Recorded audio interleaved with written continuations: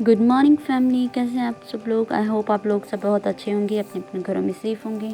तो मैं आपको कुछ भीड़ नहीं दिखा रही हूँ। एक्चुअली हम लोग लाल किला और कुतुब मीनार देखने आए थे। तो ये जो आपको लाइन लगी हुई है कुतुब मीनार के टिकट के लिए लगी हुई है। हम लोग यहाँ पे 11 बजे पहुँच गए थे। तो फिर बाकी लोग लाइन में लगे हुए थे, तो दीदी मैं सब हम लोग वेट कर रहे थे यहाँ पे।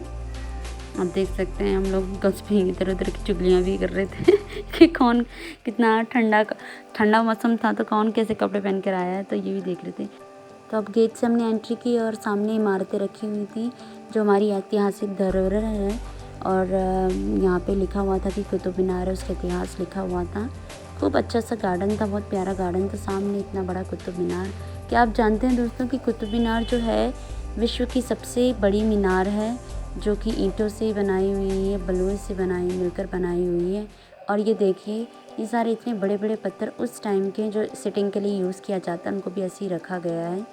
ये सारी दीवारें ये सब किले के रूप में बनाई हुई थी हैं। और इसमें डिज़ाइन देखिए, जैसे झरोका होता है ना, वैसे खिड़की भी दी हुई है। किस टाइप के लोग उस टाइम में यूज़ किया करते थे। हालांकि ये जो चीज़ें थोड़ी बहुत आपको बाद में इसमें सरकार ने कुछ ठीक किया होगा, मरम्मत करवाई होगी। अदरवाइज़ यहाँ से देख सकते हैं कि कुतुब मीनार में जो डिज़ाइन है, और इसमें कुछ है ना, उसमें लिखा भी हुआ था। I don't know which language में लिखा हुआ था, लेकिन मुझे ऐसा लगा कि something is written on the walls which I can't read. हम लोग पढ़ भी नहीं सकते, मुझे लग रहा है इसके बारे में सर्च करना पड़ेगा। और ये जो कुतुब मीनार है, ये कुतुबुद्दीन ऐबक ने बनाया था। और जो कुतुबुद्दीन ऐबक है वो एक गुलाम वंश के पहले शासक बने हैं। ये पहले मोहम्मद गौरी के गुलाम हुआ करते थे। तो वैसे इन्होंने जो ये कुतुब मीनार है, इन्होंने सिर्फ 2 उसके फ्लोर्स बनाया किए थे, एक फाउंडेशन, एक फर्स्ट फ्लोर। उसके बाद उनके दामाद ने बनाया था और इल्तुतमिश ने बाकी फ्लोर्स को पूरा किया था। तो ये देख सकते हैं, ये जो मैंने यहाँ पे आप दिखा रही हूँ आपको, ये किसी भी एंगल से इसमें कहीं पे जोड़ नहीं है। जोड़ इन द सेंस कि मतलब हम लोग आज के टाइम में जो पिलर्स लगाते हैं उसमें सरिया वगैरह का यूज़ किया जाता है, और ये बिना सरिये के अभी भी ऐसे ही खड़ा है। कैसे खड़ा है किसी को कुछ पता नहीं है, लेकिन इनका देख सकते हैं सब चीज़ में पैटर्न, डिज़ाइन। हालांकि उस टाइम में ना मशीनें हुआ करती थी, ना ऐसे इतने बड़े बड़े टूल्स हुआ करते थे जिससे वो कटिंग कर सकें, लेकिन तब भी थोड़ा सा इसमें झुकाव आ गया। देख सकते हैं थोड़ा सा स्लैंटिंग में लग रहा है, लेकिन स्टिल इट इज़ स्टैंडिंग, खड़ा है अब तक। और अब की बात नहीं है, इसको 1100 ईस्वी में बनाया हुआ था, तो अब लगा सकते हैं कि कितना ज़्यादा हो गया इसको साल। और ये है लोहा स्तंभ, ये बिल्कुल लोहे का बना हुआ है, और अभी भी इनमें जंग नहीं लगी हुई, रस्टिंग नहीं है। और इसमें अभी भी वो जो लिखे रहते हैं ना, ये लोग जो शिलालेख वगैरह में कुछ लिखा रहता है, लिपि लिखी रहती है। तो मैं आपको जूम करके दिखाती हूँ कि कैसा लिखा हुआ है। आप अगर गौर से देखेंगे तो इसमें अभी भी इन्होंने लिपि लिखी हुई है। तो आजकल के जो आर्किटेक्ट हैं, मुझे नहीं लगता कि वो उस टाइम के आर्किटेक्ट से मुकाबला कर सकते थे, क्योंकि मैं उनको मानती हूँ कि जो पुराने आर्किटेक्ट थे उन्होंने क्या सोचकर कैसे बनाया, इतने सालों के बाद भी खड़ा। अब तो आज बनाओ अगले दिन ही पानी निकलने लगता है, पता नहीं कैसा हो जाता है। लेकिन ये भाई कुछ खास बनाया था, इसलिए देखने में मज़ा आता है। मुझे हिस्टोरिकल चीज़ें देखने में ज़्यादा मज़ा आता है। मुझे लग रहा है ये पेड़ भी उस टाइम का होगा। और ये देख सकते हैं बलुआ मिट्टी से बनाया हुआ था। ये देख सकते हैं किस तरह के पत्थर इन्होंने यूज़ किए हुए थे। ये किसी का टॉम्ब है, और हम उसके अंदर जा रहे थे, तो हमने बोला कि अभी निकल के बाहर ना आ जाए, तो सब लोग मजाक कर रहे थे, लेकिन वो जोक सपाट था। हम लोग सिर्फ उनकी कलाकृतियाँ देख रहे थे कि किस टाइप से उन्होंने इस चीज़ को डेकोरम किया है, कैसे वो पढ़ा करते थे, इसमें कैसे रहा करते थे। ये सारी चीज़ें देखने लायक थी। अगर हम अपने इतिहास को जानना चाहते हैं तो हमें ऐतिहासिक चीज़ों में जाना चाहिए, उन्हें देखना चाहिए। हर किसी को अपने इतिहास के बारे में, अपने देश के इतिहास के बारे में पता होना चाहिए। तो बाकी हम आगे चले, फिर हमने देखा कि ये पता नहीं हर दीवारों पे ना कुछ मतलब ऐसे स्पेस दिया हुआ था। जैसे ये है दरवाज़ा था, क्या था, अलमारी तो नहीं डालते थे इसमें, मुझे कुछ पता नहीं। मुझे ऐसा लगता है कभी कभी कि क्या पता मशालें जलाते होंगे कोने कोने में। और यहाँ देखिए, ये हमारी हिस्टोरिकल मॉन्यूमेंट्स में लोगों ने अपने प्यार के पंचनामे छाप रखे हैं, जो कि बिल्कुल गलत है। मुझे बिल्कुल अच्छा नहीं लगता है कि लोग इस तरह की जो चीज़ें लिखते हैं। If you want to express your love once your proposal, तो उसको कह के बोल दो, उसको बता दो भाई मैं तुझसे प्यार करती हूँ, दीवारों में मत लिखो। तो यहाँ पे हम काफ़ी चल रहे हैं, पैर भी दर्द हो गए। और ये जो आपको दीवारें दिख रही हैं, इसके पीछे हर दीवार के पीछे एक कमरा है। मुझे नहीं पता राजा ने क्या सोच कर बनाया है, शायद अपनी दासियों के लिए बनाया है कि रानियों के लिए बनाया है। तो हर में एक एक कमरा है। तो देख सकते हैं, ये देखो गुफा जैसे लग रहे कमरे भी। क्या उस टाइम लाइटनिंग नहीं होती थी तो मशाले जलाया करते थे, तो उसके लिए उन्होंने इस तरह का दे भी रखा है, कोपचा कोपचा जैसा। तो अब हम आगे बढ़ते हैं। फिर अब हम लाल किले पे पहुंच गए। गाइस बहुत ज़्यादा दूर है कुतुब मीनार से, 1 घंटा लगता है पूरा। तो 1 घंटा से ज़्यादा अगर ट्रैफिक हो तो और ज़्यादा लग सकता है। फिर यहाँ पे बहुत ज़्यादा चलना पड़ जाता था। हमारे साथ सारे ओल्ड लेडीज़ थे, तो हम लोगों ने फिर यहाँ पे टेम्पो वाला था, तो हर एक जने का वो 10 रुपये किराया ले रहा था। तो हम लोग फिर उसके आगे तक जाने के लिए हमने टेम्पो लिया। तो उसमें फिर सब ने टिकट के लिए पहले वहाँ पे गए काउंटर में, फिर टिकट कटवा के फिर टेम्पो में सवार होकर हम लोग सारे चल पड़े। चलते फिर आगे आपको बताती हूँ मैं क्या क्या हुआ। तो अब हम यहाँ लाल किले के फ्रंट में पहुँच चुके हैं, जैसे मेन गेट स्टार्ट होता है। और ये देख सकते हैं आप लोग, यहाँ पे जो तिरंगा फहर रहा है, यहाँ पे प्रधानमंत्री खड़े होकर अपनी स्पीच देते हैं स्वतंत्रता दिवस के दिन में।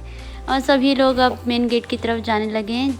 जो आगे से जो हमारे लिए है उस गेट को लाहौर गेट कहते हैं, और जो गवर्नमेंट के लिए होता है उसे कौन सा गेट कहते हैं, सरकारी गेट कहते हैं शायद, या दिल्ली गेट कहते होंगे, लेकिन ये लाहौर गेट है।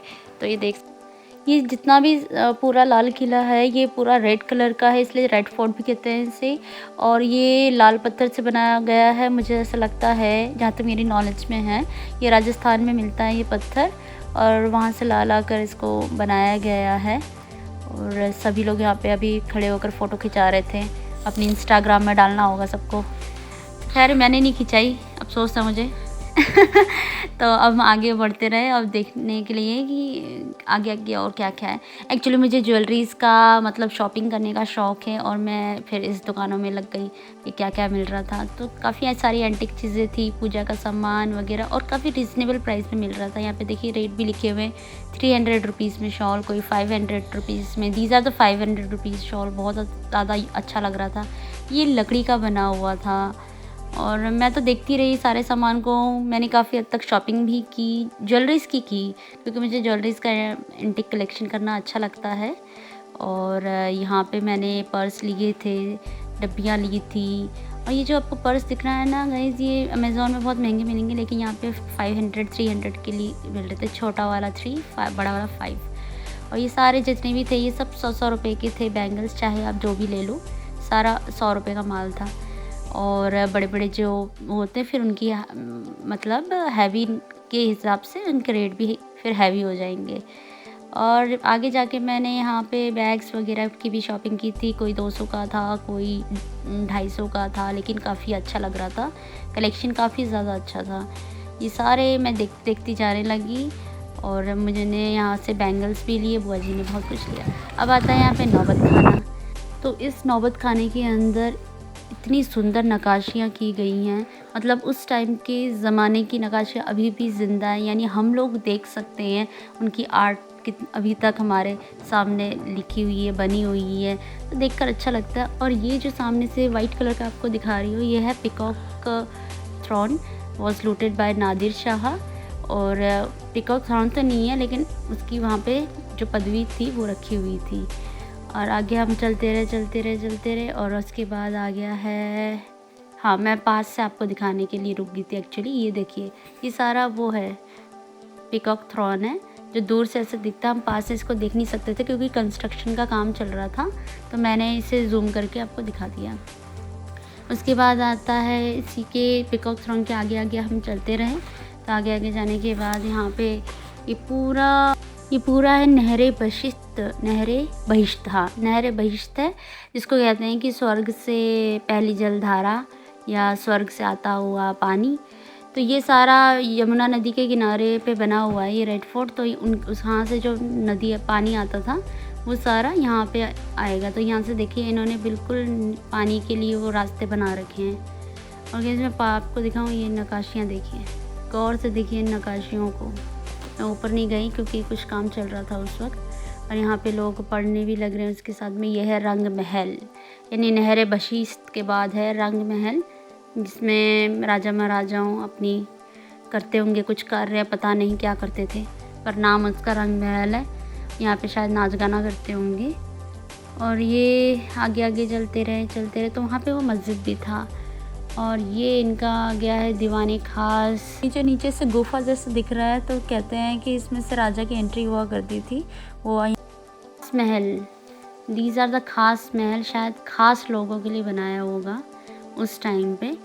और यहाँ पे देखिए इसकी नक्काशियाँ कितनी सुंदर लग रही हैं। ये नक्काशियाँ आज के टाइम में कोई बना सकता है, वो भी बिना इक्विपमेंट्स के। पहले लोगों ने कैसे बनाया होगा, उनकी कलाकारी को कोई जज नहीं कर सकता। मतलब ऊपर रूफ्स में भी इतने सुंदर डिज़ाइंस बनाए हुए हैं जो हम लोग अभी भी देख सकते हैं। अब की बनाई हुई बिल्डिंग पता नहीं कितने साल तक चलेगी, लेकिन ये उस टाइम की बनाई हुई बिल्डिंग्स है दोस्तों। ये है सावन मंडप पूरा बना हुआ, और इसी के आगे जाते रहते हैं तो आगे आता है ज़फ़र महल, जो बीच पानी में बनाया हुआ था। अभी तो पानी नहीं है, लेकिन उस टाइम पे पानी हुआ करता था, तो इसका नाम है ज़फ़र। आगे जाकर म्यूज़ियम था, ज़्यादा बड़ा नहीं था लेकिन म्यूज़ियम ठीक ठाक था, जिसमें हमारे इतिहास के बारे में लिखा हुआ था। और इसमें सभी नेताओं के बारे में, किस ने कब कौन से युद्ध लड़े, उस बारे में बताया था। भारत के इतिहास की जर्नी दिखाई गई थी, कहाँ से स्टार्ट हुआ था, रानी लक्ष्मीबाई, बेगम हज़रत महल, ये सारी चीज़ें बताई गई थी। उसके साथ ही साथ जो पुराने उनके हथियार, वेपन्स वगैरह जो रखे हुए थे वो भी दिखाए गए। मोस्टली यहाँ पे ज़्यादा नहीं था, तलवारें थी, ये तीर था, धनुष था, और ये पता नहीं शायद सिर पे लगाते होंगी। और उनके लेख लिखे हुए ये सारे उन्होंने शीशे के अंदर थे, ताकि कोई इन्हें छू ना ले। तो उनकी सेफ्टी भी बहुत ज़्यादा ज़रूरी होती है, क्योंकि इतिहास को बार बार हमने जैसे पढ़ा है, हमारे आने वाली जनरेशन भी वैसे ही पढ़नी चाहिए। कि देखिए उस टाइम का धनुष कैसा था, तलवार पता नहीं कैसे चलाते होंगे, तो इसलिए तो उन्हें वीर कहा जाता था। ये बंदूक, ये पिस्टल नाम देते थे शायद। ये उनके हथियार, हथौड़ा, कुल्हाड़ी, पता नहीं क्या क्या था देखने को। सारी चीज़ आज के टाइम से बिल्कुल डिफरेंट थी, क्योंकि उनके पास इतने ज़्यादा सोर्सेज नहीं होते थे, लेकिन without any high type sources के बिना उन्होंने ऐसे वैसे वेपन्स बनाए। यहाँ पे मैं जब जा रही थी तो रास्ते में देखा कि जो फॉरेनर है वो साड़ी में थी, तो काफ़ी अच्छा लगा मुझे। एंड में जाते जाते मैं फिर घुस गई दुकानों में, फिर मुझे पेन भी दिखाई गया। मैंने इन पेन को परचेज़ किया, जो कि काफ़ी ब्यूटीफुल लग रहे थे, मोतियों का बना हुआ था, छोटी छोटी से बॉक्सेस, तो यूनिक लग रहा था। तो मैं देख के फिर हम वापस जा रहे थे घर को। तो यहाँ पे सारे नेकलेस 100 रुपीज़ के थे, और अगर हम यहाँ ख़रीदने बोल तो ऐसे नहीं मिलेंगे। तो दिल्ली में सारा सामान तो सस्ता था। ये लकड़ी की देख सकते कितनी सुंदर सुंदर लग रही हैं, आप इनको एंटीक चीज़ के रूप में रख सकते हैं। ये सबसे प्यारा मुझे ये बाईसाइकिल रिक्शा लगा। ये सारी मालाएं भी 50-50 रुपए की भी थी यहाँ पे। तो जाते जाते फिर हम लोग जामा मस्जिद भी चले गए। तो जामा मस्जिद में बहुत ज़्यादा भीड़ था, और कोविड के इंस्ट्रक्शंस की वजह से हमें लगा कि हमें अब घर जाना चाहिए। तो हम लोगों ने दूर से ही जामा मस्जिद को देखकर दुआ सलाम करके हम। Thanks for watching my video, like share subscribe my channel.